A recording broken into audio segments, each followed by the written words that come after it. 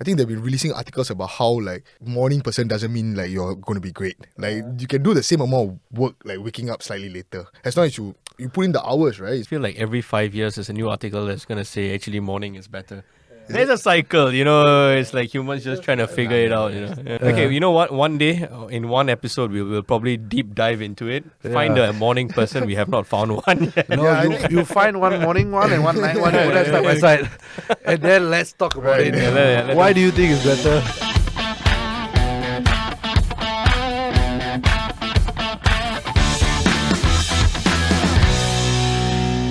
I wanted to quickly touch on one point on the customer retention part. Like, okay, customer acquisition is costly. We all know that.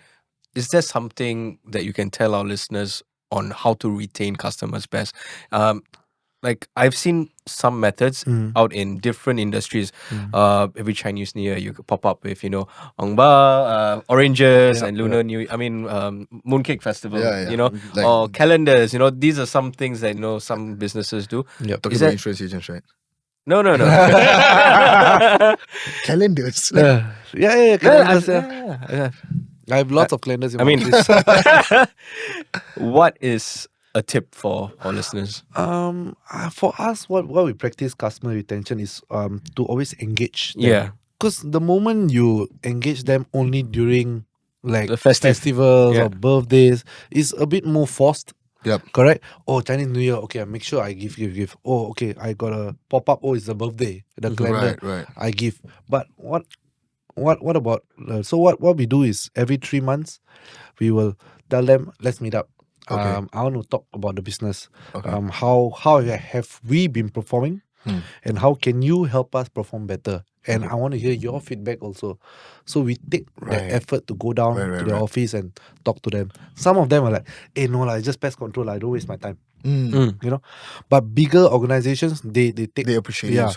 So like food chains, some of them got 90 restaurants, 100 restaurants. So we take all of their restaurants. We say, what is the problem? This, that, what issues are we facing? We take 20 outlets and we say, okay, these are the 20 problem outlets. This is what I feel is the issue. How can we resolve them? Okay. What is the issue? Maybe we can shift to night services where there are lesser people. We can focus on this. Or maybe we shift our trap placement. What do you see? Where do you see the things happening? So this, and majority of this advice that you're giving them, right, doesn't come at an increased cost to them. No. Right? It's more just like this is making our time. things efficient. Yes. Right. Yeah. So that there is is part no of tangible, like real return for you as a business, right? The Purely- return is, of retention. course, retention, The right? So loyalty every right? year they stay with us and they will probably stay with us for the longest of time. Right. So we got customers that has been with us for like over 15 years. Yeah. Until today they are still. Is there an end goal in the sense of like client acquisition wise? Like you're like, okay, once we reach a certain number of clients, we're going to stop and then we just focus on retaining and like improving the business itself. Or is it for you always I gonna be mean, you can always say that, right? So like they say, right, sometimes, okay, once you get I want $1 million. Right. And then once you reach $1 million, I think I can do 10. Yeah. Then when you do 10, maybe 50 possible, Right, so right. this once you start being like stagnant, that's where your downfall starts. Yep. Yeah, once you are very comfortable where you are, eventually you're gonna go down. Right. How much you try to retain also is gonna be 95%, 90%. Yeah. It's the old Nokia story, right? Yeah. Whereby Yeah. we didn't do anything. Yes. That's the problem. We didn't change. We didn't change, right? Yeah, That's the correct. problem. Yeah. So even now with the global expansion, I mean Malaysia itself, right? Yeah. And then are you still focusing on like how to develop the business in Singapore itself, or is it more of like it's now on an auto run? Like So now we got business managers, business development managers doing that. So I do give my input every now and then. okay, But I'm trying to shift my focus a bit to Malaysia now because it's new. okay, So Malaysia is huge market. yeah, Correct. of course. Yeah, so We're starting off at KL or KL, like yeah. okay. Oh, you're in KL. You Yeah, started I off mean, in KL. started So there's off- it's a so we are in flight. KL. No, sometimes we drive down our flight. Right. In KL, JB, Penang. Okay, Yeah. okay, So main office is in KL, right. but we are all over lah. So you all started in KL, We started in and KL. within like how many months you all are in? Like Now we are last year June. Now we I haven't even a year. Yeah, Wow, that's 7 months. it's really expanding. That's like, fast, No, because that's why I was quite shocked by it also, because in Singapore you don't see that Yeah. volume, right? Yeah. So over there it's a volume game. Yeah. Yeah. Right. So like, really? Oh, over here, over there, everywhere also got lah. Yeah. Right. You know? Right. Yeah. And I think our brand, like when you say that you're from a Singapore local brand, they got more trust in you. Right. Yeah. So Yeah, it's- I've heard this also. yeah. Like, Really? yeah, Yeah. when, Doing business in like, Malaysia and when you are Singaporean, right? Even though like the whole world actually. online, right? Yeah. Online, like you always get hit like, oh, Singapore food is lousier than Malaysian food and all this kind of thing. Yeah. But the Malaysians trust Singapore products. You know, it's like Yeah.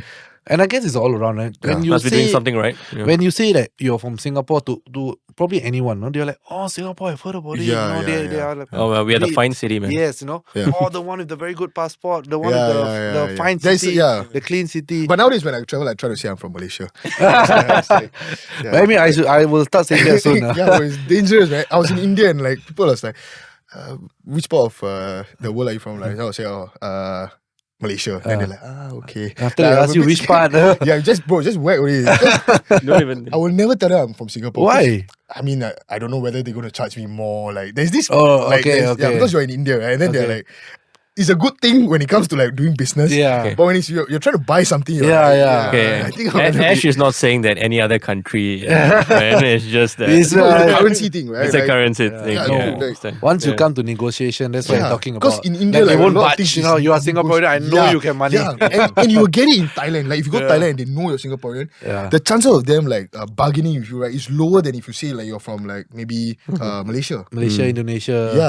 Yeah, and I've seen it, man. They're like, you're Singaporean, you can afford it. Like, yeah, but But our HDBs are $1 million. yeah, exactly, right? Yeah, they'll be like, yeah, you can afford $1 million. Why are you bargaining for like a $10 shirt? Like, fair, fine. Fair. Yeah. So like, but okay, looking at it from a more of a not so political, but there are red tapes that you have to do in like Malaysia and all that, right? How much efficient is it in Singapore versus like say in Malaysia? Oh, way more. Like Right. just to get a license, it took me like almost like 6-7 months Right. just to get a working license. Okay. Yeah, like, and and sometimes it frustrates me, because in Singapore it's very efficient, right? You want something, you get it within few days, few weeks. You email. Over there is very slow pace, Yeah. so you need to adapt. Right. Yeah, because every culture is different. Was it that when you were in Singapore you were frustrated because it's slow to you because as a business owner you want things faster? And when Yeah. you go to Malaysia it's like even Even slow. slower. Yeah, you Oh, know, wow. it's like double. I'm like, guys, seriously, can we like speed up this process? Is there any way we can do it? Oh no, we got to do this first, then we wait, then after next step this, Right. then wait. I'm like, what's all this for? Can we just jump Yeah. straight to it? Yeah. Who was like guiding you through like the Malaysia's red tape processes? So so when we acquired the company, right, the then director now works for us. So okay. I told him that, once we acquire you, one of the clauses you work for us for at least 3 years. Okay. Yeah, and then if you like, we would love for you to stay as long as possible. Okay. Yeah, so right now, so he has experience there. Right. So that was why we acquired, because we needed someone with experience. Yeah. Because as much as you can research online, you know what to do, the steps, but There's once you're always there, things that are not online also, yeah, right? once you're there, you are like, you are lost. You really don't know. It's quite hard to start Right. a business, especially when you're not there. Okay. So I think our best strategy was to acquire someone. Yeah. So you were in Malaysia a lot over the last couple of months, lah. Yeah, a lot. Why KL? Why was there the first option for you? So because we have a lot of clients in Singapore asking us to support them in Malaysia, their factories there. Okay. So and then we wanted to, and then COVID hit. Okay. And then after COVID hit, then we realized, okay, let's take this back foot lah. So that whole plan went down the drain. Okay. And then after like maybe 2 years ago, so we were trying. So we opened up a company actually way earlier. That was when we wanted to open up on ourselves, with ourselves. Then it was like neither here nor there. We don't know what is happening, Right. because we are not there. Right. Everything's online. We're trying to hire someone, and everyone is not the right Yeah. fit. So then like I said, our next option was to acquire. And having a company already registered, a lot of maybe the systems are already in place Yeah. and stuff like staff is there, Correct. Yeah. So these are the times, I guess, when decision making, acquiring makes the most sense. Makes the most sense. But of course, you have Yeah. to fork out a lot Yeah. more. a lot more, right? So Yeah. like when you made the first mistake when you were younger, hiring the wrong hire, for Yeah. example, like how has your hiring process personally for you changed? Like, is there things that you specifically look out for? Yeah, I guess more of a gut feeling, you know. Okay. I look out for. I mean, once you are in interview, you're gonna say everything that the interviewer wants to hear. Yeah. Right. So I'm hardly in the interview process. Okay. So after that I will ask the interviewer. I say, how was the interview? What do you think about it? What do you feel about it? Right, And then right, if I'm interested, then I'll say, okay, arrange a second interview. Okay. Yeah. Okay. But other than that, I was like, I just leave it to them. Okay. Yeah. Okay. I don't get involved in the process. How big is the current team? We are now maybe about 40. We got 40 maybe about 40 employees. In Singapore? Yeah. Wow. And then about maybe 15, 16 vehicles. Wow, that's a huge 15, 16, expansion, man. 15, Yeah. 16 vehicles. That's almost a triple. Yeah, No, 4 to 5 times. Yeah, And a new country. Yeah. Wow. And from 2 vehicles, right? You went up to what, 16? 16. Yeah, I think we got 8 16. times. Right? Yeah. So, like, at this point, right, like, you have done it, right? And you're saying that, it's the same concept of the $1 million and then 10 and then 50, right? Yeah. Is there a point that you see yourself slowing down? Wow. Maybe when I'm older, Right. Right now I'm still young and fired up, right? So it's Right. always what is next. Yeah. So maybe come to a point where I like, you know what? Let's just fuck it all. I'm gonna retire. I'm gonna buy a villa in Indonesia or something, in Bali. right. Yeah. Yeah. A lot of people have been telling me about it. Like, recently I've been hearing more people talking about the retirement plan is buy a villa in Bali. Yeah, it's because it's nice and And it's cheap. And like, I think, No, like, is it cheap? dude, like for 2,000 you can get like a proper, like $2,000 a month. You can get like a proper, like a GCB level villa, dude. Really? Yeah. It's don't like maybe know, I don't know 600 to That 700,000. sounds a bit too good to be no true, lah. I don't man. think 2,000. Yeah. It's about 600,000. Maybe 700,000. Yeah. somewhere. Not Yeah, in Bali, not in the- So not in the me heart. and my friends, we have entertained this thought. So we randomly just went to see, right? Around 600,000. Okay, Yeah. on the To average. purchase, right? Yeah, to purchase, but Yeah. you only have it for 25 years. Yeah, there's a Oh, lease really? term to You it, don't yeah. have it for Yeah, 99. but if you're gonna retire, you're gonna die in 20 years. Yeah, You know? yeah. Yeah. Fair It's a enough. retirement You better plan. die in 20 years. If Fair not, enough. fuck.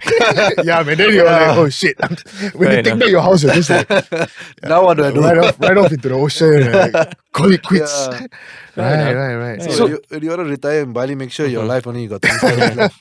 No, bringing him back from all the dreams and the retirement plans, I'm going to bring him back a little bit. So what's next? Okay, Malaysia, that's Yeah. in process. Correct. Are you targeting elsewhere Yeah, or so other what sectors? we want to do Yeah. is so far I think our strategy has worked out in Malaysia, but I would say I want to give it another year to see how it all works out, right. and then learn what we could have done better, what we shouldn't have done, Mhm. and then implement the same thing in other countries. So right now, like my role is globalization. Okay. I want to open up in Philippines, Thailand, Dubai, Okay. Philippines, maybe Vietnam. I Vietnam? don't know. Right, You know, right. Yeah, but this Indonesia, Thailand, and Dubai are my next 3. I'm hoping that I can open up. But and it's going to be all different like red tapes, right? Like, Mhm. so is it still a acquisition style or like you haven't decided those? I haven't things, right? decided actually. I haven't decided. Yeah, so it depends. So when I believe when I go overseas, I go with your partner. Okay. So what the partner brings to the table, right? How can you support the business? Yep. Yeah. So if the partner have different ideas, I'm always open to listening to them. What can they do for me? Right. Yeah, but like for Malaysia, like we tried opening up ourselves, right? Yeah. And we wasted like almost a year. Right. Nothing was happening. Yeah. So like in the about 6 years that you've taken over the business, right? I forgot my thought. While you're on to that, let me ask another question. Take your time, bro. I wanted to ask, in the future, right, as a bit off topic, let's say you have a son or daughter, would you want them to join the business? Wow. I have a dog and 2 cats. I wouldn't want them to take over. Yeah, but I mean, I don't want to decide anything for them, right? Right, At right, this right. point in time, if they are not interested, then they are not Yeah, interested. yeah. Yeah, and if they are, then let's look into it, lah. Mm. And how well can you do? Maybe I say, you know what, you complete your banking and finance and work in a bank. You know, Well, they have other dreams. Right. And stuff, but I think it's a very old school mentality where my children will take over the business and grow the business. And I stuff. think for our generation also, like I've got a lot of friends whose parents started businesses, Yeah. right? And a lot of them Did not. follow. Yeah. Like it's like, but their parents took it from maybe the grandparents, Exactly, right? right. But like our generation, I think like more or less like a lot of them are. Yeah, like it's like even for me, I just happened to take over the business Yeah. because I wasn't even interested in the business. Correct? Yeah, I was. My dream was banking, finance, all that. Is working in a bank. Right. I'm sure some of that training or studies, paid off a little bit. Of course, right? Yeah. Especially with accounting, maybe, and stuff. with money. Yeah. Especially the theory part. Yeah. The theory of it for finance, yes. The all the bloody calculation, all is rubbish. I swear. Because like I was talking to my friend, no, that because our calculation is about three pages long. Right. And he said, yeah, I know. But in Excel, you just put in one figure and another figure. Everything there. is And I don't even know what is this. Right. Like, I'm still dumb, man. Why are you teaching me this for? And the worst part is when you get like when you're doing so fast, right? When your O becomes an 8 and then your whole thing gets right. Yeah, and then they just give you marks for I think that's method, always the most painful part, right? When you have studied something and then you go out into the real world, it's just like two buttons. Like you're just like, why? Like what put me through the mental torture of like It's to teach you how that two buttons came about. Yeah. So exactly. in the 6 years that you have 7 years that you've taken over, right? And do you consider yourself now a big player? No. I really don't consider myself as a big. I'm a mid-sized. Okay, so there are bigger There guys. are bigger and you still get guys coming to wanting to acquire you guys. Yeah. Because that is like you see the bigger companies, that is their game plan, right? Right. How they stay relevant, how they stay big. They acquire smaller companies. Is there a figure in your head that you will say yes to? Is there a figure in your head? No, right now no. I don't even bother to. Entertain them. No, I entertain them. I get free lunch. I get free lunch. Yeah, always meet the prospect. Always meet the prospect. And then I tell them like, maybe let's see how. Right. Eventually, I told them I say if not right now, Right. maybe in the future. And they say how about 10% of it? I said no. Let me own all of it for now. Okay. So you have not even considered like even a small equity. No. Right. There is no need for it. Also, I mean, right? what's the point of it, right? I don't see a need of it. Unless there's one day you think, okay, I want to venture off into other types of business or something like that. Or I need the cash urgently for something. Then I have this. But these asset. are the mistakes that you have made at a younger age, right? Yeah. Like how to make sure that you don't need the money. Correct. Right? Yeah. For the business. So I don't see me selling the business anytime soon. Right. Because now I want to expand into other markets, right? And Singapore is our headquarters. How about the first pest control business to be in the CBD? Don't make any sense. It's so expensive, the rental there. It's crazy. Yeah, and then they got no drive-up ramp. Yeah. If we need a store, our vehicles have to come outside for the equipment loading. Right. So it's a nightmare. It's a nightmare. Right. I mean, it's You nice. have always been in Mandai from the So previously we were in Sungai Tengah. Right. Sungai Oh, Tengah. that's That was where my deep, right? father is all the way deep. So my father's office was there. Okay. So then after I took over, I shifted to Mandai. Okay. Yeah, because at least it's a bit more accessible. Yeah. Because when With the my father expressways was also. only him and another the secretary. So Right. two of them was in office only. Now we got like more than 10 of us in office. Right. Yeah. So if you want to expand, I can't be asking them to go to Tengah. And it was just it was just like a farmhouse, a factory. It's a farm actually. Okay. So they just rented out a small little farm to my dad. And then there was just 2 computers there. Oh wow. That's all. Really, it was just that. And until today we still have it. Okay. Yeah, I just kept it lah. He's still on rent or you all own the? No, it's still on rent. So I just for like memory's sake, right? Yeah, so his chair, his desk is all still there, his picture. Right. So I That's just so left nice. it there lah. Okay, Yeah. okay. That's So every now nice. and then we go there, then we use it as a store sometimes because you have to keep your paperwork for 5 years and Right, so right, we put it there. Okay, So it gives okay. an excuse that we got big item, then we can go there. Okay. Yeah, because he has been there for over 8 years. He was in that office. Right. Yeah, so he always loved that office. Wow, that's So nice. we That's kept very it there. nice. We kept it That's there. very Yeah. So Which part of Mandai are you all at? now we are at Mandai Estate, just behind the Sing Siong, the warehouse, Okay. opposite Sungai Kadut. Yeah, opposite Sungai Kadut. Yeah, Okay. Woodlands Road lah. Yeah. Yeah. This the first. Actually, it's not even on Mandai Road. It's Woodlands Road. Okay. Then Yeah, I you think I turn know right. Then then you start Mandai, the Shell. Right. Yeah. So it's on Woodlands Road, but they call it Mandai Estate. So now, like, has your working hours changed? Yeah, I guess. Yeah. Like, no more 6:30s No more. I was never a morning person. I can't do mornings at all. Everyone knows that. Even my office knows it. I like, if you really have set a meeting, can we not do it so early in the morning? Right. Unless the client says, then okay, yes, listen to him. No choice, yeah. But if it's an internal meeting with me, I say, no, please, no 8 o'clock. So, yeah. I think that recently there's been this whole like shifting in mindset where I think they've been releasing articles about how like morning person doesn't mean like you're going to be great. Like, you can do the same amount of work like waking up slightly later. As long as you put in the hours, right? It's always about the hours that you're putting in. Yeah, you know what I feel about all these articles? I feel like every 5 years there's a new article that's gonna say actually morning is better. There's a cycle, you know. It's like humans just trying to figure it out. It's just content It's being thrown out. the Rock started the 5 a.m. club or some shit, right? Like Is it? it's the CEO hour they call it. And I was like, Okay. why? Yeah. Why though? It's just a branding, marketing. Look, Market every themselves. self-help book or something like they always say, you know, start your morning early. No one ever says that, just wake up in the but what's the afternoon, start your difference? day. I think, I mean, I'm not a morning person also. Okay, you know what? One day, in one episode, we will probably deep dive into it. Find a morning person. We have not found one yet. No, Yeah, you find one morning one and one night one, put them side by side. And then let's talk about it. Yeah, let Why them- do you think it's better?